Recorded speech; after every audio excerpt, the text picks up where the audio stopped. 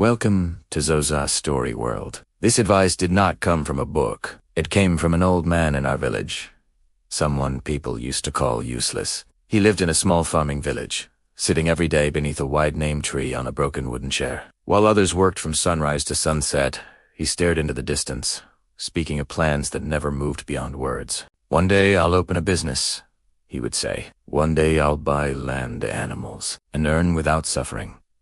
That day never arrived. At first, villagers laughed. Later, they stopped laughing. Pity replaced mockery. His wife would whisper with tired eyes, "Dreams don't feed a family. Work does." He always replied the same way, shrugging lightly. "Someday, I'll figure it out." Years passed. Life tightened its grip. One cold evening, his young grandson, barefoot, asked quietly, "Is there food tonight?" The cupboard was empty. Silence filled the room. That night, the old man understood something painful. Dreams cannot be eaten. Ideas do not fill empty stomachs. The next morning, carrying shame heavier than his body, he went to work as a daily laborer in the fields. The work was merciless. The sun burned his skin. His back bent lower each day. His hands cracked and bled. "This feels like prison," he whispered to himself in the middle of the field. Every evening, he returned exhausted. Dinner was always the same beans and to dry tortillas. Nevermore. When the boy asked, "What did they pay you today?"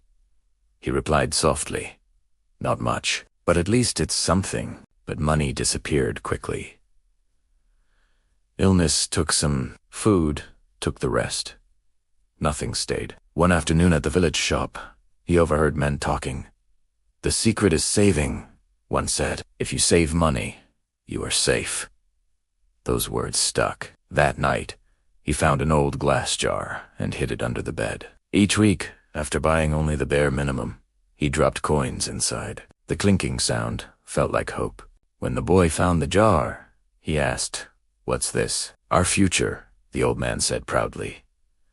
But saving came with hunger. No new shoes, smaller meals, empty plates. One day his wife finally spoke. "What good is saving if we are starving?" He answered without looking up, "You'll understand one day." Months passed. The jar filled. At the market, he proudly placed the money on the counter. "I want 3 sacks of corn." The seller shook his head. "Prices went up. This buys 1 sack and a half." The old man froze. "Money loses value," the seller said simply. That night, he counted the coins again and again. They never grew. The boy asked softly, "Then what's the use of saving?" He had no answer. Days became heavier. Hunger returned. Hope faded. One morning, sitting outside, he noticed neighbors passing calmly. One carrying eggs, another carrying milk. They did not look afraid. Suddenly, a forgotten idea returned. "What if we buy chickens?" This time, he listened. He spent the last of the money on a few weak chickens. When they ran around the yard, the boy laughed loudly. "Our egg factory," the boy shouted. At first, there were only 1 or 2 eggs a day. They ate some and they sold some. With that money, they bought another chicken. The old man kept records carefully. Every egg mattered. Soon, the yard was alive with noise. Neighbors came to buy egg. For the first time, work felt meaningful. One afternoon, holding an egg, the old man said, "This is worth more than a jar of money. It feeds. Uase. It multiplies. It doesn't disappear." The boy hugged him. "So you weren't lazy after all?" The old man smiled, eyes wet. "No, I was just late to learn." The jar stayed forgotten under the bed. When people spoke about saving money, he pointed to the chickens and said, "Saving money is like holding water in your hands. It always slips away. Make it work, even if you start small." And that is how the man once called useless learned the greatest lesson of his life.